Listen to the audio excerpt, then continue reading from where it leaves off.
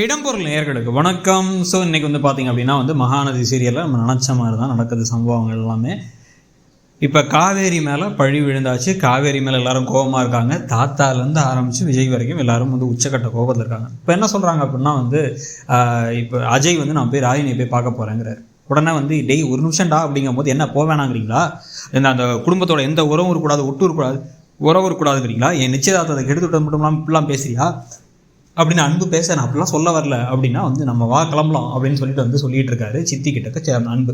உடனே அவங்க என்ன சொல்கிறாங்க அப்படின்னா, இத்தனை நாள் வரைக்கும் நீங்கள் நிறைய தடவை சொல்லிருக்கீங்க அந்த வீட்டை விட்டு போயிடலான்ட்டானா நான் கேட்கல, ஆனால் இன்றைக்கி நானே சொல்கிறேன் நம்ம கிளம்பி போயிடலாம் அந்த வீட்டை விட்டு, வாங்க போகலாம் அப்படின்னு கிளம்பிக்கிட்டு இருக்கும் பொழுதே எல்லாரும் ஐயோ வேணாம் இந்த பக்கம் அந்த பக்கம் எல்லாம் இழுத்துக்கிட்டு இருக்கும் பொழுது கரெக்டாக இறங்கி வராங்க காவேரி.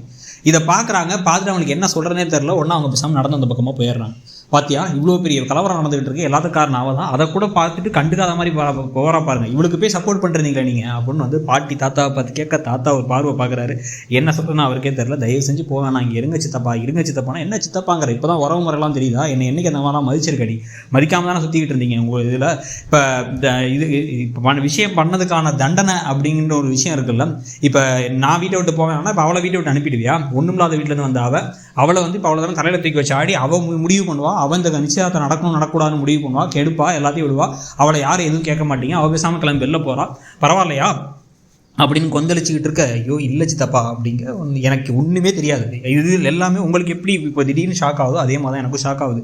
அவள் இதை பண்ண போகிறான்னு கூட தெரில அப்படின்னா, அப்போ உன்னை மீறி ஒரு விஷயத்தை பண்ணுறான்னு நீ அப்பயும் அமைதியாக இருக்க, அவளை திட்ட வேண்டியதானே, அவளை வீட்டை விட்டு துரத்த வேண்டியதானே அப்படின்னு கேட்டால் என்ன பதில் சொல்கிறதுனே உங்களுக்கு தெரியல. இதுக்கு நடுவில் இங்கே வீட்டில் எல்லாரும் யோசிச்சுட்டு இருக்காங்க, என்ன இருக்குமோ எதா இருக்குமோன்னு காவேரியோட வீட்டில் யோசிச்சுட்டு இருக்கும் போதே நேராக அங்கே வந்துடுறாங்க. காவேரி என்னாச்சு, நிச்சயதார்த்தம் நல்லபடியாக முடிஞ்சா, என்னாச்சு, என்ன பிரச்சனை, என்ன சண்டைன்னு எல்லாம் கேட்டுகிட்டே இருக்கும் போது கேஷுவலாக பேச ட்ரை பண்ணுறாங்க. ஒன்றும் இல்லைங்கிறாங்க. நிச்சயதார்த்தம் முடிஞ்சான்னு கேட்க, இல்லை நின்றுடுச்சு அப்படிங்கிறாங்க. எப்படி நின்றுச்சு, ஏதாச்சு அப்படின்னா அந்தல சண்டை போட்டாரா, என்ன நடந்துச்சு, ஒன்று ஏதாவது சொல்லிட்டாரா அப்படின்னா, இல்லை ஒரு கேஸ், பழைய கேஸ், பெண்டிங் கேஸுங்கிறாங்க. ஏது அந்த ரிசப்ஷனுக்கு பிரச்சனை பண்ண கேஸா அப்படின்னா, இல்லை கேஸை நீ எதுவும் கொடுத்தான்னு சொல்லிடாத, பெரிய பிரச்சனை ஆகிடுன்னு பாட்டி சொல்லும் போது இல்லை நான் எதுவும் பண்ணலன்னு பொய்ய வேற சொல்லிடுறாங்க. அப்போ என்ன நடந்துச்சு அப்படின்னு எல்லாரும் மாற்றி கேட்கும் பொழுது, உங்களுக்கு தெரியாத ஒரு விஷயத்த சொல்கிறேன், அதிர்ச்சி ஆகாதீங்க. கொடைக்கானல் போகும்போது என்னை கடத்தி அந்த ஆள் என்னை அடிச்சு சித்திரவதை பண்ணார்.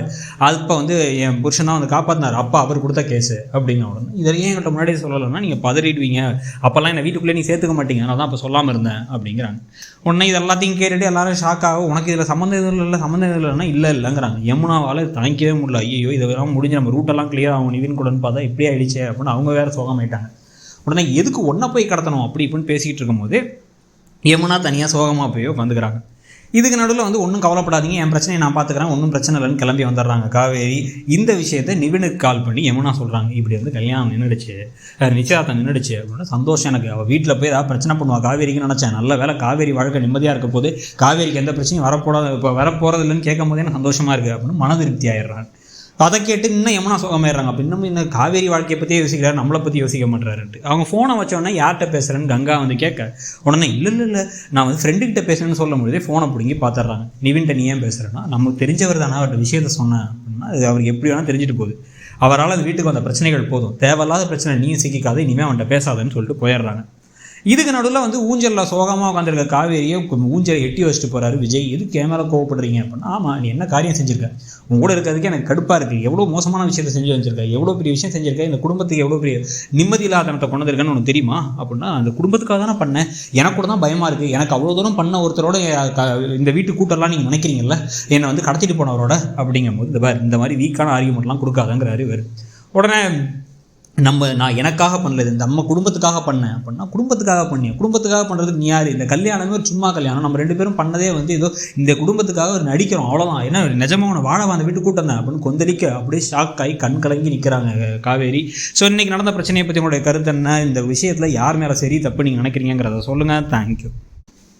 இடம்பொருள் நேயர்களுக்கு வணக்கம்.